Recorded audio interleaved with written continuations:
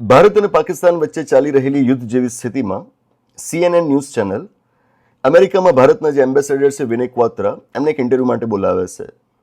હવે ઇન્ટરવ્યૂ દરમિયાન CNNના anchor wolf બ્લિઝર એક જગ્યાએ શબ્દો વાપરે છે, ઇન્ડિયન એડમિનિસ્ટ્રેડ કાશ્મીર.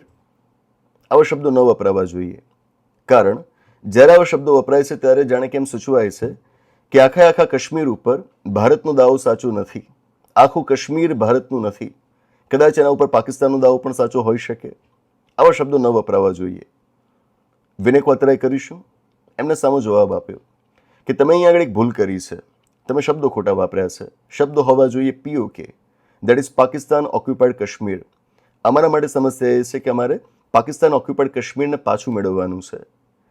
આ હોવું જોઈએ. સામો જવાબ આપવો પડે, મોડે જવાબ આપવો પડે. સાથે અહીં આગળ આપણે એ પણ નોંધવું રહ્યું કે 2016ના વર્ષથી ભારત સરકારે એક નવી શરૂઆત કરી. ઓફિશિયલ ડોક્યુમેન્ટ્સની અંદર જ્યાં પહેલા શબ્દો વપરાયેલા રહેતા POK, પાકિસ્તાન ઓક્યુપાઈડ કાશ્મીર, એના સ્થાન પર હવે તેમણે 2016થી POJK શબ્દો વાપરવાની શરૂઆત કરી છે. POJK નો મતલબ શું થાય? Pakistan occupied Jammu and Kashmir. કેમ આવું? તો કાશ્મીર એકલું થોડું છે, જમ્મુ કાશ્મીર આખું એક રાજ્ય હતું. આઝાદી બાદ મહારાજા સર હરિસિંગે ભારત સાથે ઇન્સ્ટ્રુમેન્ટ ઓફ એક્સેશન કર્યા હતા. આ કરાર શાના માટે હતા? આખા જમ્મુ કાશ્મીર રાજ્યને ભારત સાથે જોડવા માટેનો આ કરાર હતો.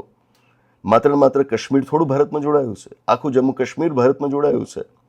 તો પાકિસ્તાને જે પ્રદેશો પચાવી પાડ્યા છે, માત્ર કાશ્મીરના પ્રદેશો પચાવી પાડ્યા છે એમ ના કહેવાય, જમ્મુ કાશ્મીર રાજ્યના પ્રદેશોને પચાવી પાડ્યા છે એમ કહેવાય. એટલા માટે સાચા શબ્દો POK નથી, સાચા શબ્દો છે POJK.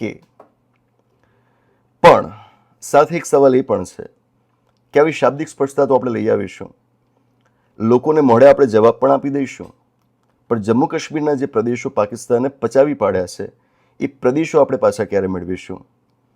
A Pakistan occupied Jammu and કાશ્મીરમાંથી આપણે પાકિસ્તાનને ક્યારે ખદેડીશું?